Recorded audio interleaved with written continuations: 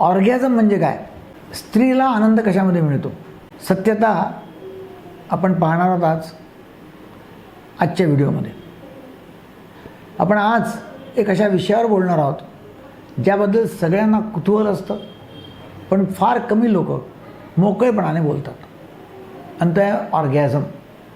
पुरुषांचं orgasm, फिमेलचं orgasm, premature ejaculation, clitoris, fake orgasm, सेक्समधला spark, हे सगळं खरं काय आहे? तर आपल्याला आज हे डिटेलमध्ये समजून घ्यायचं आहे आणि याबद्दल सविस्तर चर्चा करायची. ऑर्गॅझम म्हणजे काय? तर एकदम बेसिक गोष्ट अशी आहे. तर ऑर्गॅझम म्हणजे सेक्शुअल अराउझलचा उच्चांक. ज्या क्षणी शरीर, मन आणि भावना एका तीव्र सुखाच्या टप्प्यावर पोचतात, तो अनुभव म्हणजे ऑर्गॅझम. पण प्रत्येक वेळी तो सारखाच असेल असं नाही. विशेषतः स्त्रियांमध्ये हा अनुभव खूप वेगवेगळा असू शकतो. कधी शरीरात थरथर, कधी खोल शांतता, कधी जोरदार पेल्विक कॉन्ट्रॅक्शन्स, तर कधी फक्त इंटेन्स इमोशनल रिलीज, एकदम शांत होणं. फिमेल ऑर्गॅझमबद्दल सर्वात मोठा गैरसमज आहे. कोणता? लोकांना वाटतं सेक्स संपला म्हणजे पुरुषांचं इजॅक्युलेशन झालं, मग फिमेल ऑर्गॅझम पुढे जातो. तर आपल्या समाजातील सर्वात मोठं मिथ आहे. बहुतेक पुरुषांना वाटतं की पेनिट्रेशन केलं म्हणजे प्लेजर आलं. असं नाही आहे.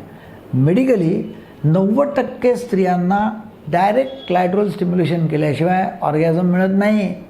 म्हणजे फक्त पेनिट्रेशन पुरेसं नाही आहे, ही फॅक्ट आहे. आता पाहू आपण क्लिटोरिस म्हणजे काय. क्लिटोरिस हा स्त्रीच्या शरीरातील असा अवयव आहे ज्याचं मुख्य काम आहे फक्त प्लेजर देणं. त्यामध्ये हजारो नॉन एंडिंग्स असतात. तो योग्य प्रकारे स्टिम्युलेट झाला तर स्त्री इंटेन्स ऑर्गॅझम, अतिउच्चांक पातळीवर जाऊन पोचते. पण दुःखाची गोष्ट म्हणजे अनेक स्त्रियांना स्वतःच्या ॲनाटॉमीबद्दल माहीत नसते.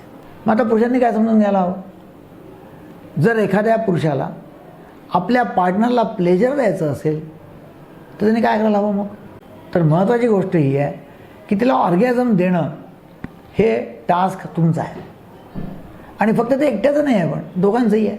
हे टीमवर्क आहे, हा दोघांचा खेळ आहे. तर स्त्रीला काय आवडतं हे विचारणं आवश्यक आहे. तिला काय आवडतं, अनकम्फर्टेबल काय आहे, टच कुठे आवडतो, तिला विचारावं लागेल. काही वेळा स्त्रिया फेक ऑर्गॅझम करतात आणि बहुतेक वेळा स्त्रिया फेक ऑर्गॅझम करू शकतात. मग का बरं करतात असं? त्यांना असं वाटतं की समोरच्याला वाईट वाटू नये, आपल्या पार्टनरला वाईट वाटू नये, तो डिसअपॉइंट होऊ नये. आणि त्याला असं वाटलं पाहिजे की हा सेक्स झाला म्हणून फेक करतात की मलाही झालं. पण ॲक्च्युली झाल्यासारखं दाखवायचं आहे, ते होत नाही आहे. आणि मग काय होतं, त्यांनी स्त्रीची मानसिकता खराब होऊन जाते. काही पुरुषांना लवकर इजॅक्युलेशन होण्याची समस्या असते. हे किती कॉमन आहे? खूप कॉमन आहे. आणि त्यात लाज वाटण्यासारखं काहीच नाही आहे. माझ्याकडे येणाऱ्या 60 ते 70% पुरुषांना लवकर स्खलन होण्याची समस्या आहे. Stress, anxiety, performance pressure, masturbation patterns, relationship tension सगळं पीवरती इम्पॅक्ट करतं. पण लक्षात ठेवा, सेक्स म्हणजे फक्त पेनिट्रेशन नाही आहे.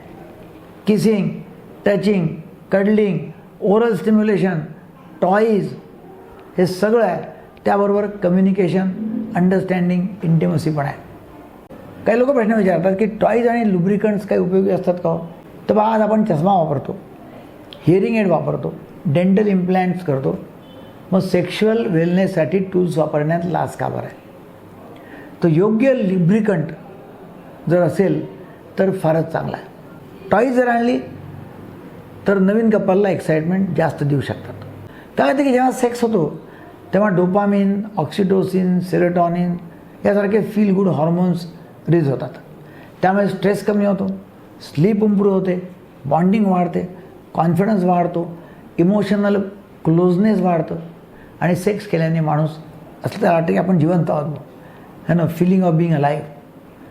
रिलेशनशिपमध्ये फिजिकल इंटिमसी नसल्यास प्रॉब्लेम येतो.